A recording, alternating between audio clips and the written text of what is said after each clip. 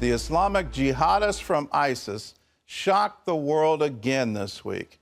This time they used a 12-year-old boy to execute an Israeli Arab teenager accused of being a spy. The victim's father says his son was no spy, just a misled teenager. Chris Mitchell brings us the story from Jerusalem. When Mohammed Musallam's father Saeed saw his son in an orange jumpsuit, he knew it was over. I already knew from watching television that this is the uniform they use when they're going to kill somebody. Mohammed lived in this apartment complex in a mixed Jewish-Arab neighborhood here in Jerusalem. His parents say that ISIS lured and deceived their son on the internet to join their cause. My son said they told us beautiful women, money, nice cars, fancy villas, the Garden of Eden. But there's nothing here of that. They hardly give us money to buy food in the village, so I want to return home.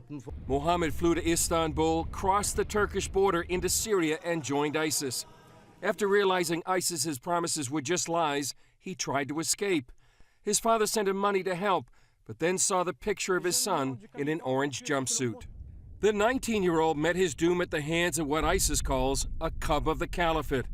The youngster shot Mohammed in the head, then 3 more times while crying, Allahu Akbar. ISIS claim Mohammed worked for Israel's spy group, the Mossad. Mohammed is a good man. He doesn't work with the Shin Bet, with the Mossad. There's nothing like this. He's a little kid. ISIS said that about him because he wanted to return to his dad and to Israel. Israel's defense minister made an unusual public step of denying Mohammed was a spy. Like many young Arabs, Mohammed was swept up by the internet propaganda and growing influence of ISIS in places like Gaza and the West Bank. Saeed warns other parents to watch what their sons and daughters are doing. My wife and I both say to everyone to watch their kids' computers and their phones and check them all the time. Check who they're talking to and who they're with. Check them all the time. Tragically for Mohammed, his father's warning came too late. Chris Mitchell, Neve Yaakov, Jerusalem.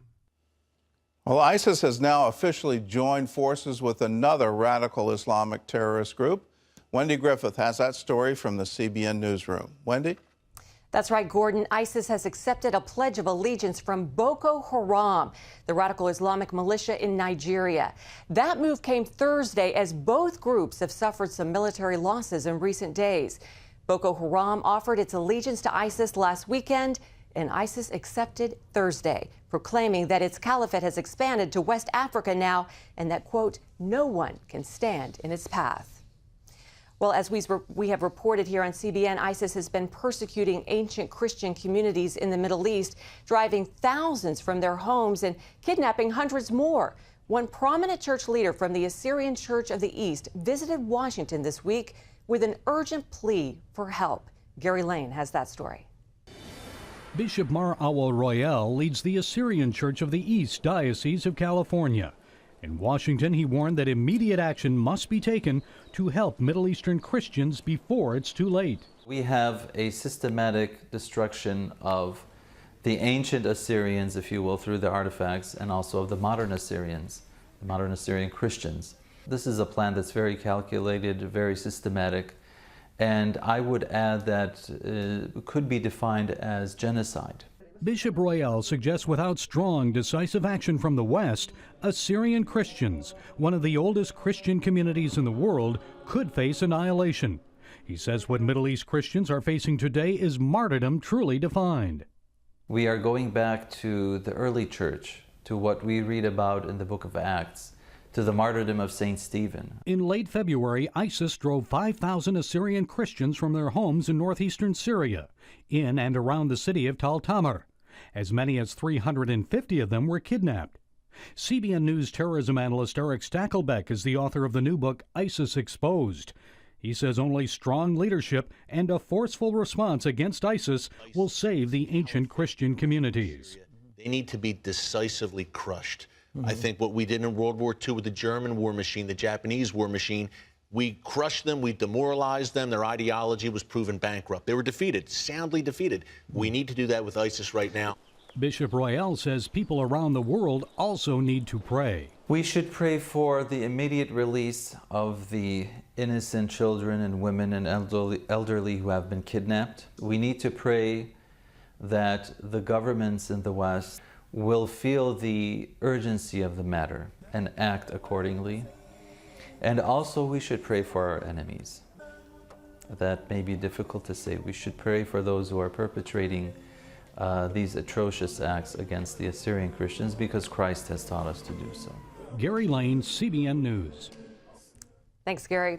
Well, here at home, fake IRS agents have been calling people since 2013 in a huge tax scam.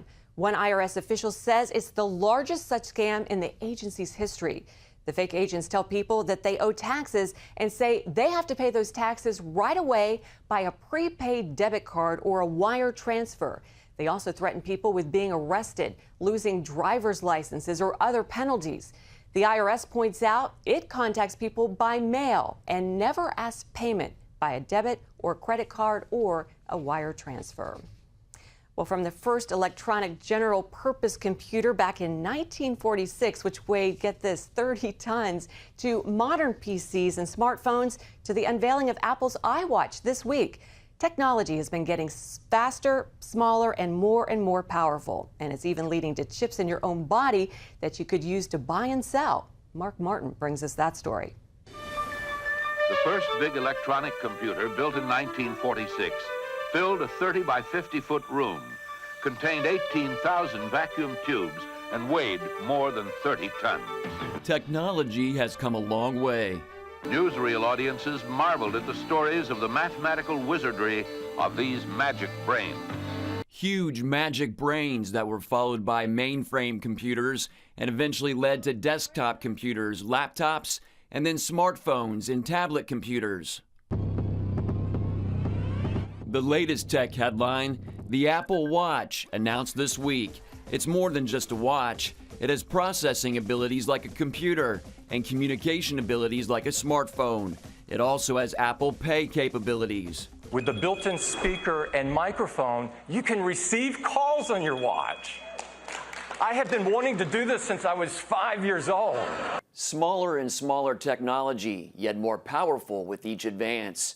That has critics like best-selling author and consumer privacy expert Dr. Catherine Albrecht pointing to just where the advances in technology could eventually lead. You also have, according to some recent published studies, up to 50% of Americans saying that they would welcome an implanted device in their hand if it would do those same things that the iWatch does. So we're kind of moving closer and closer to that right hand and closer to the fulfillment of biblical prophecy about the mark of the beast. And using this technology to buy and sell could be on the horizon.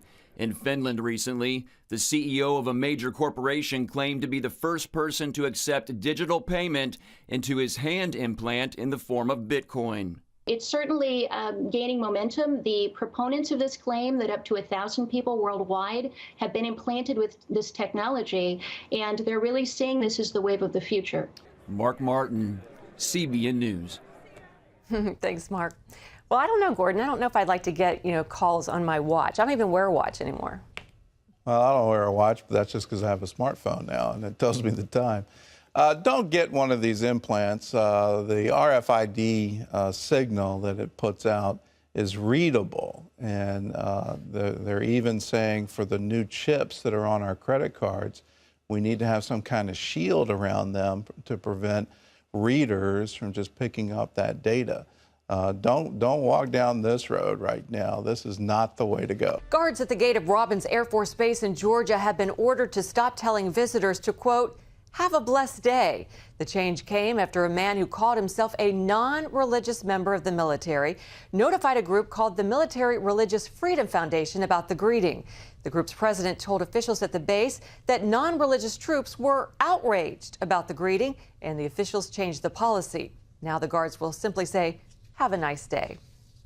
Operation Blessing is helping end poverty in communities in El Salvador through vocational training. Teams have developed programs for vulnerable communities, especially for young people lacking proper education and single moms. They're teaching them how to make handmade hammocks. It's the first step toward helping them establish their very own small businesses and providing an income to help them rise out of poverty. Operation Blessing will continue to support these business initiatives with training and marketing and savings. And you can find out more about Operation Blessing by going to their website. That's ob.org.